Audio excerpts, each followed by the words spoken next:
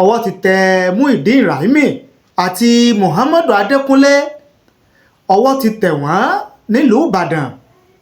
Àṣírí ti tú o.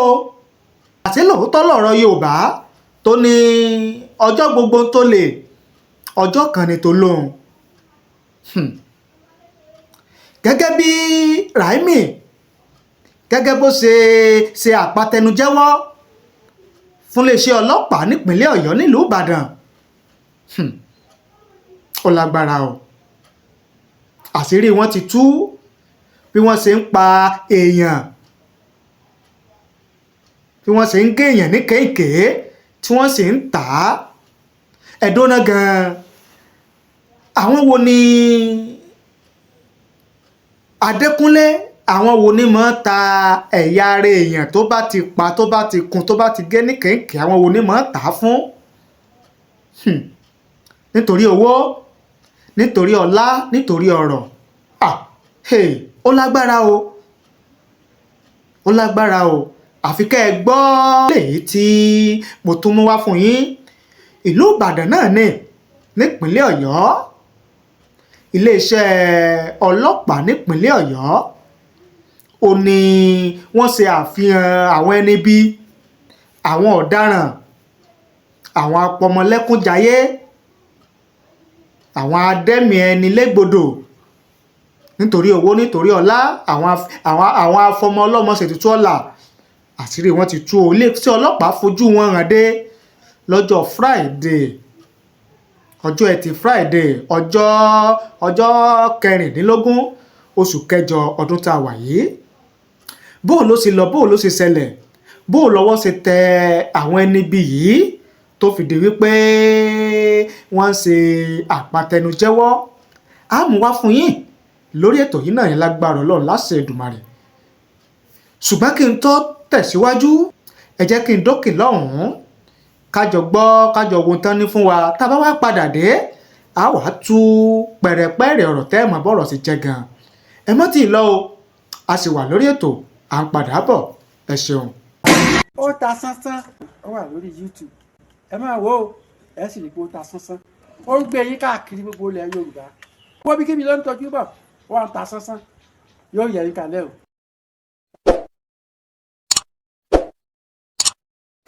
Ẹ káàbọ̀ padà sórí ètò. Tajudeen Olówó Òkèrè lórúkọ tèmi. Ìnàjú ẹkùn tí bọdẹ lẹ́rù ní gbogbo ìgbà. Ẹ̀ṣọ́ kò yí ni mí, Ìkòyí ẹ̀ṣọ́ nílé baba tó bí mi lọ́mọ. Orí ètò Òye Ọ̀rọ̀ lórí ìkànnì Otasansan TV náà ni o. Orí ètò tá ti máa ń ṣe àtúpalẹ̀ àlàyé àwọn ìṣẹ̀lẹ̀ tó ń ṣẹlẹ̀ nílẹ̀ Yorùbá, lórílẹ̀‐èdè Nàìjíríà, nílẹ̀ Áfíríkà àti káàkiri àgbáláyé. Tẹ́yin ọ̀jọ̀gbọ́n, ẹ̀yin onímọ̀, ẹ̀yin olóye tẹ́ ń wò wá, tẹ́ ń gbọ́ wá, tẹ́ sì bá ní fi làákàyè gbé, tẹ́ bá wa dá sí i gẹ́gẹ́ bí àbáṣemú wá. Gẹ́gẹ́ bí mo ṣe wá pàjùbà rẹ̀ níbẹ̀rẹ̀ ètò, mo ní ọjọ́ gbogbo ni tó lè, ọjọ́ kan ni tó lóhun. Ọwọ́ iléeṣẹ́ ọlọ́pàá ìpínlẹ̀ Ọ̀yọ́ ó ti tẹ arákùnrin kan tí wọ́n pe orúkọ rẹ̀ ní Muyideen Raimi. Kí ni Muyideen Raimi ṣe? Gẹ́gẹ́ bí a ṣe gbọ́, Muyideen Raimi ó ní ó lọ wú òkú àbúrò rẹ̀ kan, òkú àbúrò rẹ̀ níbi tí wọ́n sin sí, tó sì gé ní kéékèé. Ó gé eléyìí tó nílò ń bẹ̀.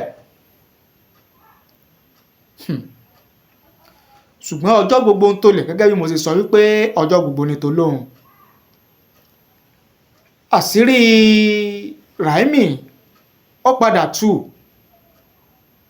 tí iléeṣẹ́ ọlọ́pàá tí wọ́n sì bẹ̀rẹ̀ iṣẹ́ ìwádìí nígbà tí wọ́n lọ fi ọ̀rọ̀ tó wọn létí kó tó di pé ọwọ́ wá tẹ Muyideen Raimi. Nígbà tí Muyideen Raimi tó wá ń ṣàlàyé fún iléeṣẹ́ ọlọ́pàá tó ń jẹ́wọ́, ó ní lóòótọ́ ni pé òun lọ wú òkú àbúrò òun kan pé orí rẹ̀ ló nílò tóun fẹ́ fi ṣe ètùtù ọ̀la kóun lè lówó kó tó wá dì í pé àkàrà tú sépo kó tó di pàṣírí tú tẹ́rì pọ́ lágbára nítorí owó nítorí ọlà nítorí àtijẹ nítorí àtìmọ̀ ó lágbára o. ìyẹn báwọn ní ọjọ́ Friday yìí kan náà lọ́jọ́ ọjọ́ 16 oṣù kẹjọ ọdún tá a wà yìí òun náà ni iléeṣẹ́ ọlọ́pàá ìpínlẹ̀ Ọ̀yọ́ òun ni wọ́n tún ṣe àfihàn àwọn ẹni bíi míì tó jẹ́ pé iṣẹ́ láabi yìí òun náà ni àwọn yàn láàyò ni wọ́n ti ń jẹ ni wọ́n ti ń mu bíi ká pẹni ẹlẹ́ni ká gápá ká górí ká gẹ́sẹ̀ ká gọ́wọ́ ká lọ tà fún àwọn tí wọ́n nílò rẹ̀ tí wọ́n fi ń ṣètùtù ọlà tí wọ́n fi ń ṣètùtù owó. ọwọ́ iléeṣẹ́ ọlọ́pàá tẹ Adékúnlé Muhammadu. bó ni ìròyìn ṣe gbé gan bó ni ìròyìn ṣe kọ ìwé ìròyìn Punch newspaper wọ́n gbé wọn kọ èdè Gẹ̀ẹ́sì ni wọ́n kọ ẹ jẹ́ kí n mú wá ní èdè Gẹ̀ẹ́sì tí n bá wá mú wá lédè Gẹ̀ẹ́sì tán màá wá ṣe àtúpalẹ̀ rẹ̀ lédè tiwantiwa. The Oyo State Police Command announced on Friday the arrest of Muideen Raimi for exhuming and decapitating his late cousin Suleiman Aromokun. Raimi, who allegedly committed the act with an accomplice now at large, exhumed his cousin corpse from the Aromokun compound in Isale-Ijebu, Ibadan, while parading the suspect at the command headquarters, Eleyele, Ibadan. The Commissioner of Police stated, and I quote, "The police have arrested Muideen Raimi for exhuming and decapitating his late cousin, Sulaiman Aromokun, who was buried at the Aromokun compound in Isale-Ijebu, Ibadan." The police reported that Raimi was apprehended with the severed head and confessed to the crime, implicating one Sumaila, also known as Baba Ibeji, who is currently at large. Raimi revealed their intention to use the skull for a money ritual. The investigation is ongoing and further development will be communicated. Ìyẹn nípa ti Raimi Muideen onìyẹn. Wọ́n tún wá ṣe àfihàn àwọn oníṣẹ́ láabi míì ní ọjọ́ yẹn kan náà, ìyẹn ní ọjọ́ Friday ọjọ́ 16 oṣù kẹjọ ọdún tá a wà yìí. ẹ jẹ́ ká gbọ́ bí ìyẹn ṣe lọ. In a separate case, the police command paraded ritualist Muhammad Adekunle for allegedly killing and selling human parts in Ibadan. The police reported that Adekunle, along with Lukman Olobe and Ifa, now at large, conspired to kill people for ritual purposes in January 2024. While presenting the suspect, the police revealed that in April 2024, Adekunle and his accomplice Law Adekola Sodiq to Moniya, where they severed his head and legs, which were sold to Obaleye Sami and Ismail Olalekan. Further confessions revealed that on August 7, 2024, eléyìí ọdún tá a wà yìí, oṣù kẹjọ ọdún tá a wà yìí, ọjọ́ keje, Adekunle and his accomplices killed Malik Karim, severed his head and legs, and sold them to Rasidat Akanji at Oje Market for 70,000 naira. Hey, story 70,000 naira. Wọ́n sì pa ọmọ ọlọ́mọ. Wọ́n pa Malik Karim wọ́n górí wọ́n gẹ́sẹ̀ wọ́n sì lọ tà fún Rasheedat Àkànjí ní ọjà Òjé nílùú Ìbàdàn. Wọ́n sì gba 70,000 naira 70,000 naira nítorí ẹnìkan. Ó lágbára o, ó lágbára o.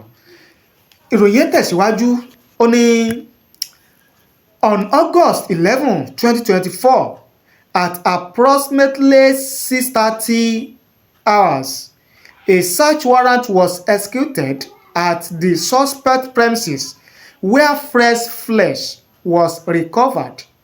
Adekunle confessed that this flesh was part of Malik Karim, whom they killed on August 7, 2024. Ọjọ́ keje oṣù kẹjọ ọdún tá a wà yìí ó ní wọ́n pa Malik Karim tí wọ́n sì gé ní kéèké tí wọ́n lọ ta ẹ̀yà ara Malik Karim fún Rasheedat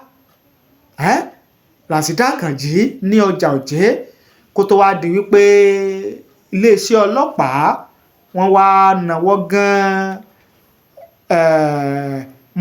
wọ́n náwó gan Muhammed Adékúnlé ní ọjọ́ 11 oṣù kẹjọ ọdún tá a wà yìí. Ìròyìn tẹ̀síwájú ó ní during the investigation suspect Muniru Salaudeen, Rasheedat Àkànjí, Ismail Ọlálékan and Ọbalẹ́yẹ Sanmi were arrested. They confessed to buying various human parts for rituals from Adekunle Muhammad. Nígbà tọ́wọ́ tẹ̀ Adékúnlé Muhammadu tán bá ní bó ló ṣe ń ṣe ta ni òun ta àwọn ẹ̀yà ara èèyàn tí òun pa ta lòun tà á fún kí ni wọ́n fi ń ṣe ó ní ẹ̀sìn jẹ́jẹ́ o òun mọ àwọn tó ń tà á fún kódà òun lè mú yín dọ̀dọ̀ wọn.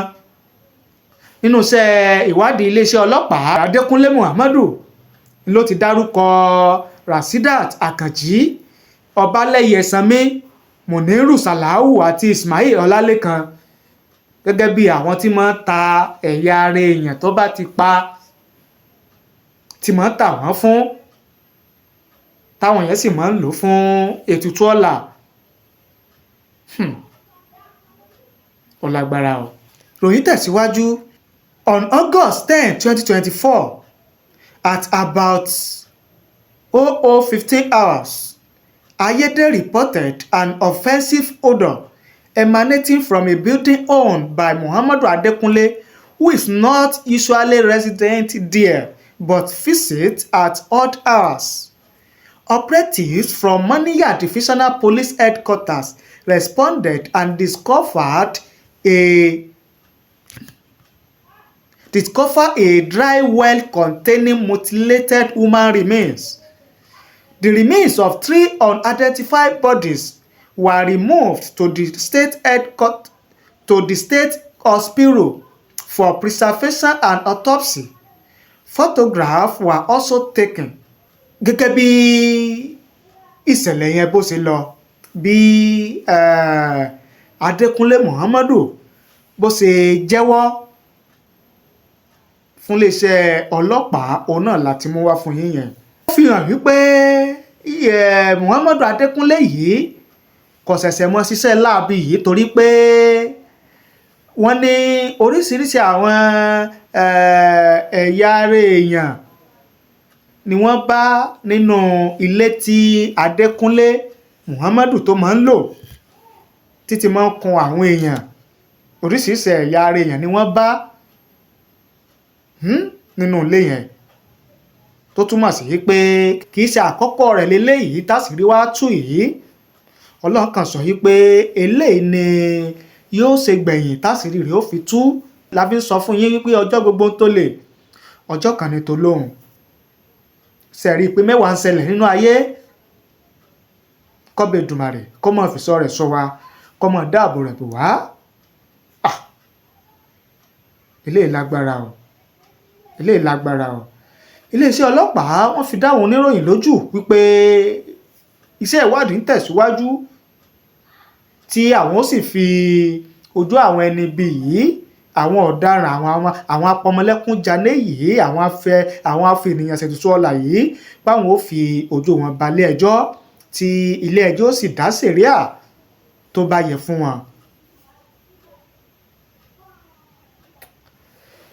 Lágbára Ọlọ́run láṣẹ Èdùmàrè, gbogbo ojú tó ń wò mí, ojú tó ń gbọ́ mi, àní sunkún ọmọ o, ayé ò ní fọmọ wa ṣètùtù ọ̀la, ayé ò ní fàwa gan ṣètùtù ọ̀la. Lágbára Ọlọ́run láṣẹ Èdùmàrè.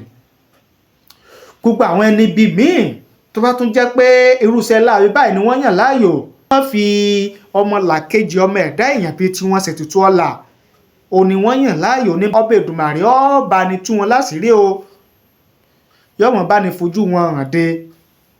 Torí pé tá a bá ń sọ pé ìlú ọ̀dà, ìlú rí bákan, ìyàn mú, ìlú ọ̀rọ̀rùn, ìlú ọ̀rọ̀gbọ́, ara tó máa ń fa ìbínú Ọlọ́run náà ni irú eléyìí. Ara tó máa ń fa ìbínú Ọlọ́run rèé.